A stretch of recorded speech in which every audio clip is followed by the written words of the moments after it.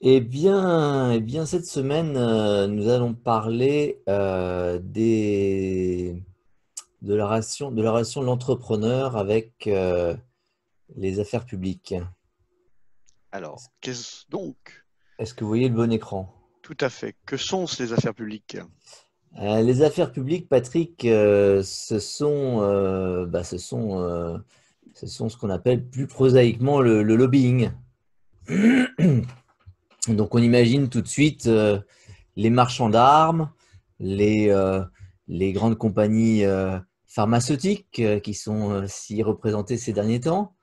Mais le lobbying, c'est un peu plus que ça. C'est la notion d'agir sur la sphère publique, agir sur la réglementation, changer la loi en notre faveur. Et ça, via à la fois les organisations, euh,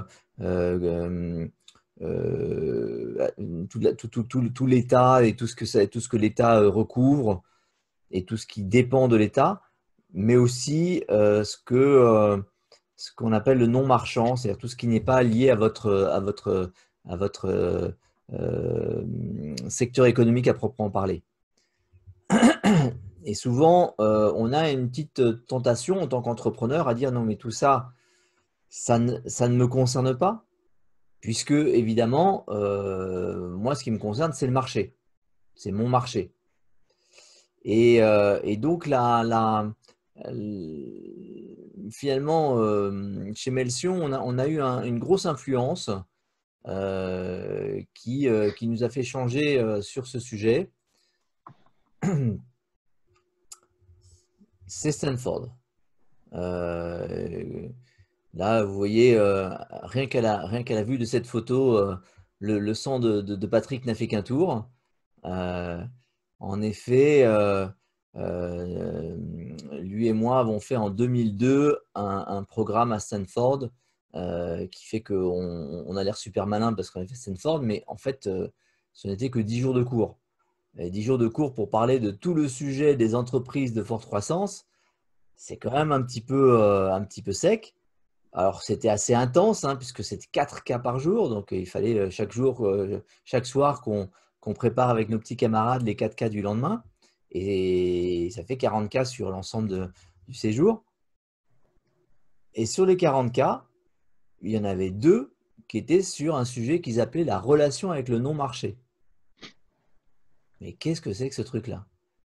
Et pourquoi est-ce que c'est aussi important, enfin, 2 cas sur 40, alors que la finance, c'est juste 4 cas, la stratégie, c'est 4 cas, le marketing, c'est 4 cas. Enfin, ils ont décidé de nous dire que là, ce truc-là, vous devriez faire attention, les gars. Alors, quel est leur message? En gros, n'oubliez pas que vous avez une de vos actions qui est le lobbying. Et si vous l'oubliez, il vous rattrapera et ce sera beaucoup plus cher pour survivre. Vous allez devoir galérer. Alors, je vais vous proposer d'illustrer ça avec deux petits cas. Et il y en a un qui est le cas de mon ami Nicolas. Il va rester anonyme. Ce n'est pas un client Melsion, c'est un de mes amis. Et Nicolas, il avait un projet assez tôt, hein, on était en 2006-2007. Mais à l'époque, si vous vous souvenez, c'est le Grenelle de l'environnement. Donc, avoir un projet green, c'était un vrai truc sympa. Tout le monde pensait que le monde allait devenir tout de suite beaucoup plus vert parce qu'on avait signé le Grenelle de l'environnement. Donc, c'était bien le sens que tout allait changer. Ils n'étaient pas au courant qu'il y avait la crise qui arrivait, mais qu'il est. Alors, son sujet, c'était il achetait un terrain militaire qui avait échu à une commune et il avait juste besoin de le nettoyer. Mais la façon de le nettoyer, c'était de mettre une centrale de production d'énergie solaire. Et du coup, ça finançait la dépollution. Donc, pour lui, c'était vraiment le meilleur des deux mondes, quoi. C'était à la fois, il nettoyait des sols pollués et à la fois, il faisait payer ça avec de l'énergie propre. Donc, n'est-ce pas merveilleux? Et c'était un gros projet, hein. Il y avait à peu près 90 millions de budget.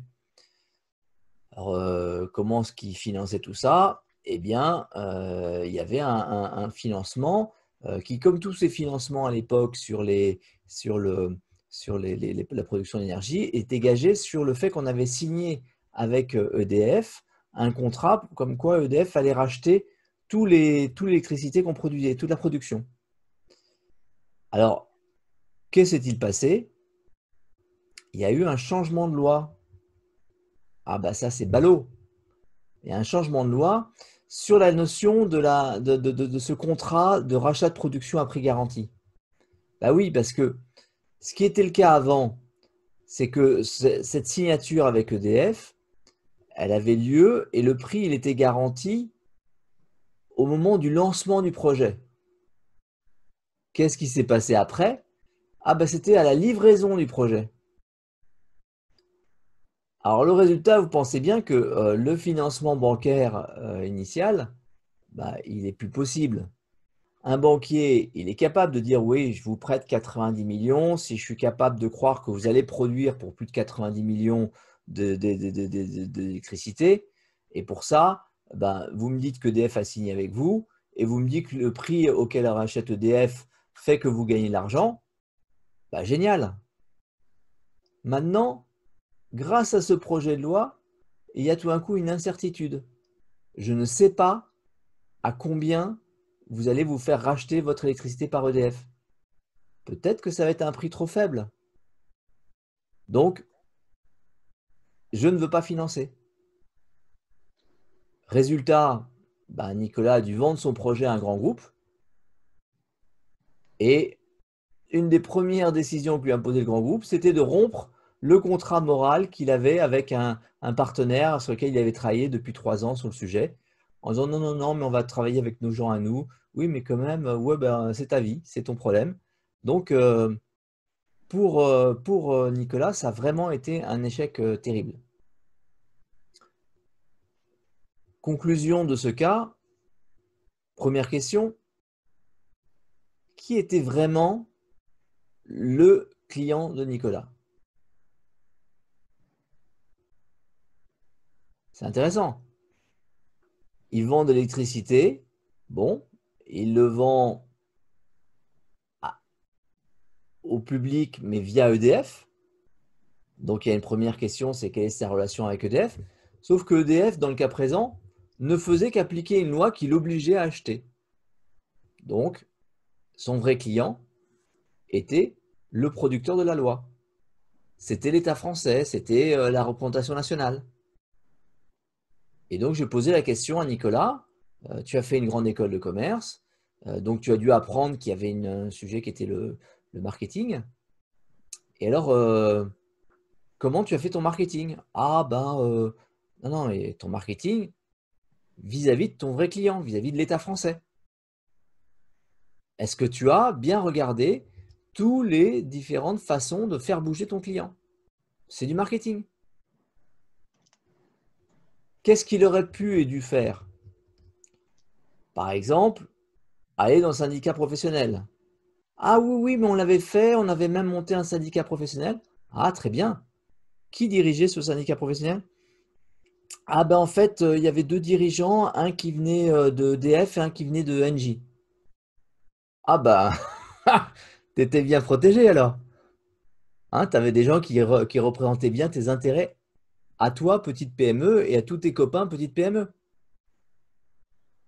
Après, il y a la question de la représentation nationale. À qui avais-tu parlé? Qui connaissais-tu? Qui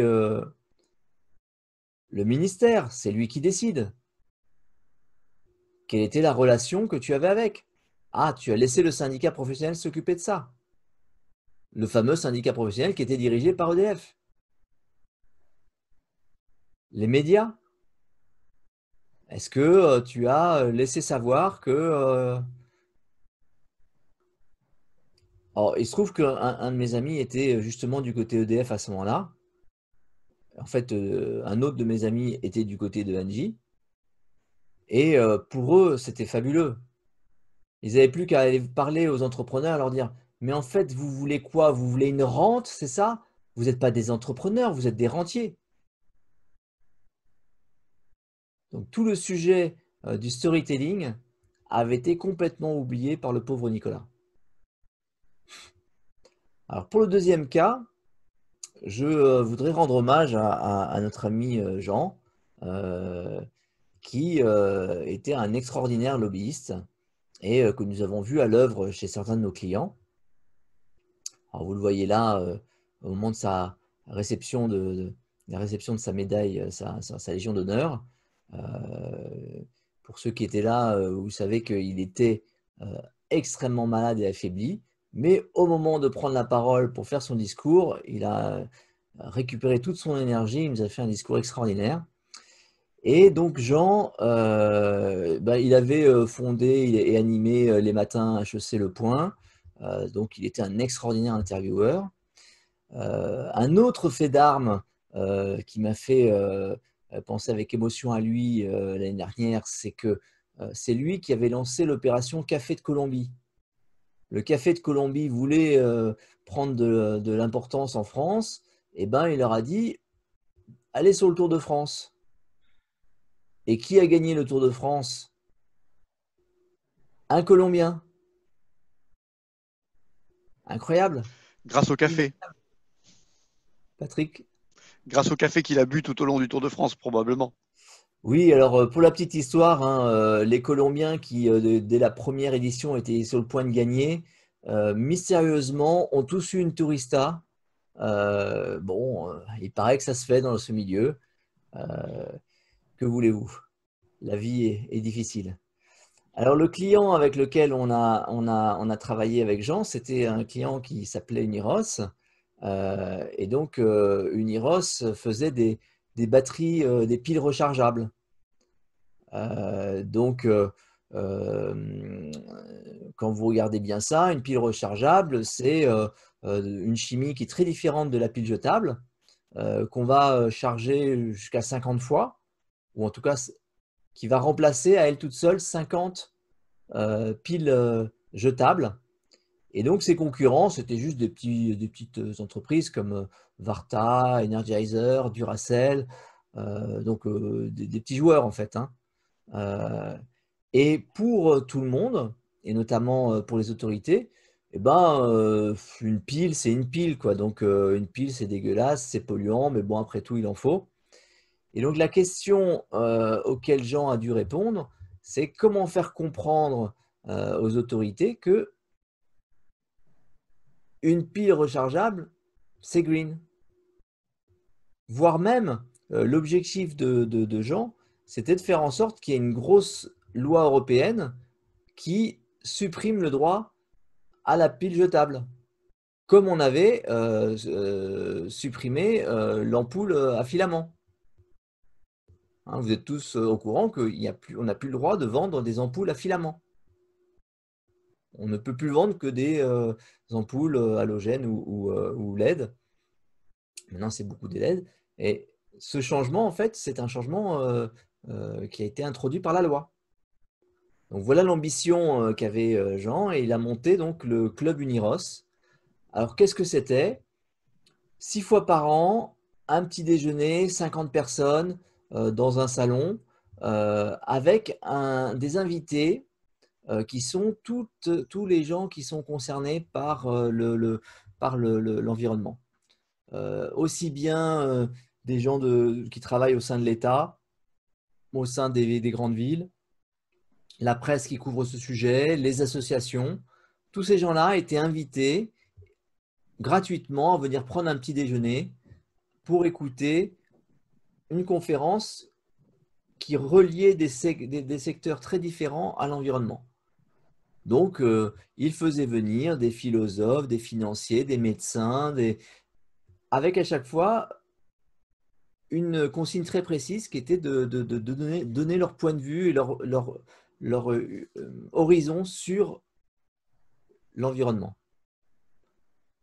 Et ça, le coût pour Christophe, ça avait été de l'ordre de 60 000 euros. Donc, c'était quelque chose d'assez abordable avec en résultat une reconnaissance par les acteurs de la profession en moins de 18 mois. Notamment le VVF qui avait accordé son label à Uniros, ce qui est un truc assez compliqué à obtenir pour une petite boîte comme ça. Et malheureusement, donc, cette action avait été interrompue par la crise 2008. Donc, je n'ai pas malheureusement la possibilité de vous dire à quel point le résultat a été probant. On n'est pas arrivé jusqu'au moment où les piles jetables ont été bannies de la circulation. Alors, pour arriver à tout ça, qu'est-ce qu'on va utiliser comme action? On va aller parler avec les ministères. Parler avec les ministères, ça veut dire parler avec le cabinet du ministre. Ça veut dire parler avec les services qui sont en charge du dossier. Mais ça veut dire aussi parler avec les inspections. Dans tous les ministères, il y a une forme de cimetière des éléphants. C'est-à-dire les fonctionnaires qui sont arrivés en haut de la pyramide. Malheureusement, il n'y a pas beaucoup de place en haut de la pyramide, comme vous l'imaginez. On ne les met pas à la porte. On n'est pas dans les grands groupes. On leur donne un poste à l'inspection générale des finances publiques, à l'inspection générale des affaires sociales, de la justice, etc. Et ils ont pour mission de faire des rapports. Alors, ils ne sont pas bousculés, hein, ils doivent faire 2 à 4 rapports par an. Et avoir un de ces rapports en votre faveur fait partie des choses qui vont permettre de faire passer en interne des messages. L'autre structure qui est comparable, ce sont les hautes autorités. Quand vous allez voir le ministère de la Santé pour lui demander de changer la loi ou la réglementation sur votre secteur, c'est quand même vachement intéressant de pouvoir avoir une haute autorité sanitaire qui dit oui, c'est vrai que ce truc-là, il ne sert pas à grand-chose. C'est vrai que scientifiquement, il n'est pas très utile. Pourquoi? Parce que les gens que vous allez voir dans les services, ce ne sont pas des scientifiques. Ce ne sont pas des médecins. Ils ne sont pas capables d'en décider. De la même façon que si vous allez voir quelqu'un sur les normes de télécom, quand vous allez voir le service en charge, il y a rarement un ingénieur télécom dedans. Mais si la haute autorité des télécoms a fait un rapport qui dit qu'effectivement, cette bande passante, il faudrait peut-être l'ouvrir, alors ils savent prendre des décisions. Mais ce sont des décisions basées sur des autorités qui sont représentatives aux yeux des décideurs politiques. Alors l'autre action que vous allez pouvoir mener, c'est les actions auprès des parlementaires. Et le sujet que vous allez rencontrer, c'est que les parlementaires, tout comme les hauts fonctionnaires précédemment, font confiance aux spécialistes. Vous allez voir les parlementaires et ils vont vous écouter avec attention, et ils comprennent votre problème et ils vont dire « Ah oui, oui, alors là, ce que tu me racontes, c'est un problème de transport. Alors chez nous, le gars qui s'occupe des transports, c'est machin. Tu vas le voir de ma part, il est super sympa, il va t'écouter. » Et on va voir machin, le parlementaire de son groupe qui est en charge des transports, mais lui, il est déjà très bien pris en main par tous nos concurrents. Ça fait longtemps que SNCF, RATP, les grands transporteurs routiers, les constructeurs d'autoroutes, etc., ça fait très longtemps qu'ils l'ont identifié et qu'ils l'abreuvent d'informations, de recommandations, etc. Alors, il vous reste les commissions qui, quelque part, sont un regroupement de ces spécialistes. Et puis, parfois, elles montent des commissions ad hoc. Donc, à cette occasion, il y a des gens qui sont peut-être un peu plus ouverts que d'habitude sur le sujet. Mais ce qui est intéressant là-dedans, c'est que vous n'êtes pas sur un terrain libre, vous n'êtes pas en champ découvert. Vous allez avoir à vous battre contre vos camarades qui ont chacun leur message à faire passer.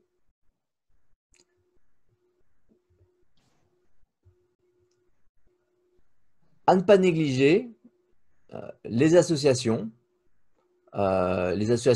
professionnelles, les associations de consommateurs et les services territoriaux, parce que il y a une grande partie de la, de la décision, publique qui est prise au niveau des services départementaux, régionaux ou municipaux. Les médias, les médias, en fait, ils font partie de ceux qui façonnent une grande partie de la décision, mais qui est au-delà du politique, ce qu'on appelle le métapolitique. C'est-à-dire que finalement, une des raisons pour lesquelles tous les dirigeants arrivent à peu près aux mêmes décisions quand leur tour vient de gouverner, c'est que finalement, ils ont une même compréhension de la situation, et c'est ce qu'on appelle le métapolitique. Et c'est le niveau auquel vous allez devoir vous adresser. Ce n'est pas technique, le lobby. Quand on imagine qu'il suffit juste d'énoncer ces contraintes techniques, d'énoncer les informations spécifiques à votre métier pour que vous soyez compris, vous sous-estimez le poids des croyances, le poids des envies, le poids des émotions dans la décision. Alors la question qui va se poser, c'est après, est-ce que vous faites ça tout seul ou est-ce que vous prenez un lobbyiste? Alors indéniablement, un lobbyiste, il va vous faire gagner du temps parce qu'il connaît déjà le background, il connaît déjà les gens, il y a accès, donc c'est un bénéfice à prendre en compte. De la même façon, lui, il est un garant de votre sérieux auprès de ses interlocuteurs. Il vous connaît, il les connaît, il vous connaît, il est l'intermédiaire, il est celui qui permet de porter une forme de confiance. Et puis, il a une expertise parce que, à force de parler à ses décideurs, il a compris ce qui ne marchait pas, il sait ce qui leur est acceptable ou pas. Donc, vous allez en général gagner beaucoup à utiliser un lobbyiste. Qu'est-ce que ça coûte? 3 à 5 000 euros par mois. Après, il y a toujours des Robins des Bois, des gens qui sont OK pour vous aider pour encore moins cher parce qu'ils trouvent que la cause est noble. Donc au final, quelles sont nos recommandations chez Melsion sur ce sujet? La première, vous avez des organisations professionnelles.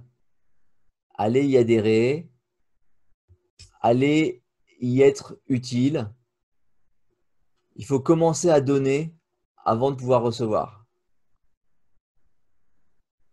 De la même façon, les syndicats professionnels, au besoin, vous le créez.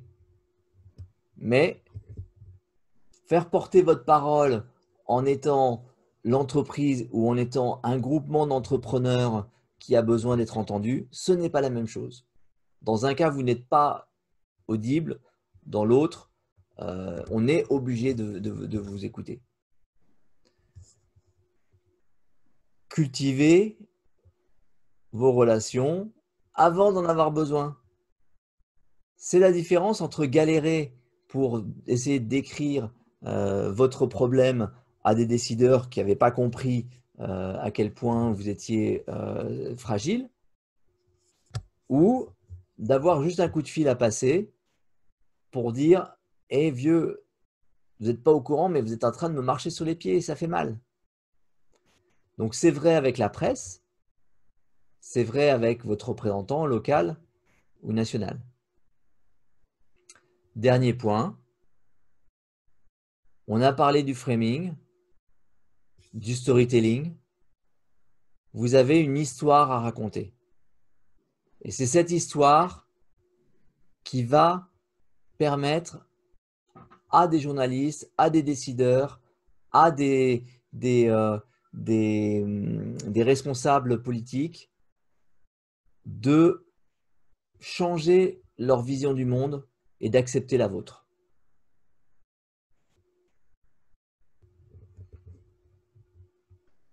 Merci Jean-Christophe pour cette chronique. Vous pouvez poser vos questions dans le chat, on les prendra dans une seconde.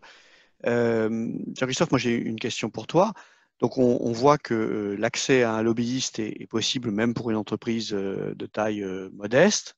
Est-ce que tu recommandes pour nos clients qui ont des entreprises de taille plus importante, éventuellement d'avoir en interne quelqu'un pour s'occuper, alors à temps partiel ou à temps plein, des affaires publiques et à quel niveau de hiérarchie tu le rattaches? Alors, c'est assez, alors un nombre incalculable dans les grandes organisations, dans les grands groupes qui travaillent dans ce secteur, hein. Juste pour que vous ayez une meilleure vision de ce que ça représente, mes discussions avec un responsable d'affaires publiques chez Airbus m'avaient fait comprendre que leur sujet du moment, le truc qui est important pour Airbus il y a 2-3 ans, c'était l'aéroport Notre-Dame-des-Landes. On ne réalise pas, mais le principal opposant à Notre-Dame-des-Landes, c'était Airbus, qui a une usine juste à côté de l'aéroport actuel et qui n'a pas envie de déménager. Ah. Donc son D'accord? intérêt, c'était effectivement L'intérêt de de Airbus, peser sur la décision publique. par tout moyen. D'accord. Je ne sais Et pas ce qu'ils donc, sont allés employer comme moyen, hein. Je ne sais pas s'ils ont financé les ADIS, etc. mais bien sûr, ça c'est pas Mais ce ce qu'on qui est dit. certain, c'est qu'il y avait quelqu'un à demeure chez EADS ou Airbus qui avait pour mission euh, de faire passer ce message. Et ce n'est pas la même que celui qui avait pour mission de faire passer le message sur le prochain programme satellite ou sur le prochain programme d'armement. Voilà. Je Donc, comprends. à quel moment est-ce qu'on a besoin de quelqu'un à temps plein? Si votre client, c'est principalement l'État, c'est comme d'embaucher un vendeur. On a besoin de prendre en compte le fait que notre client, il est c'est la machine étatique et qu'il faut l'adresser. D'accord. Une question de Clotilde. Est-ce que les réseaux sociaux pèsent sur l'influence publique? Alors, les réseaux sociaux sont très clairement devenus ont pris le pas sur le média. Ils ont pris le pas sur le média et d'une manière qui est assez étonnante parce qu'ils ont fait une disruption en disant: ah, mais nous, on se passe des journalistes. Et puis maintenant, ils sont embêtés parce que, ah oui, mais il y a les fake news.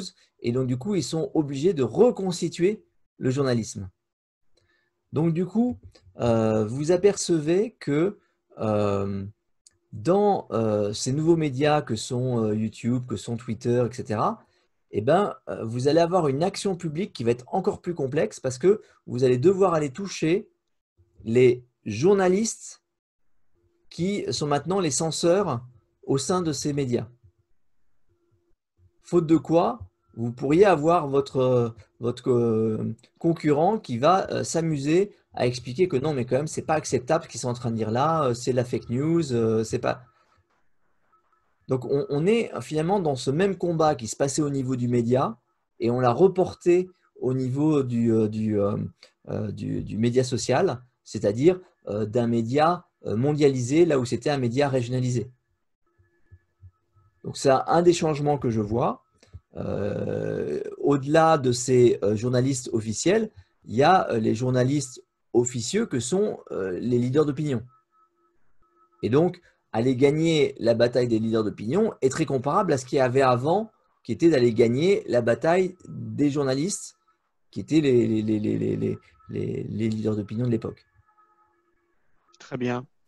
Merci Jean-Christophe. On peut peut-être recommander dans la chaîne Melsion sur YouTube d'aller regarder l'interview de cet expert que nous avions accueilli lors d'un séminaire. On avait monté un panel qui regroupait 3 personnes. Donc, il y avait Léonidas Kalogeropoulos, et il y avait Alexandre Dègre, et je ne sais plus qui était venu en troisième, qui était plutôt un utilisateur.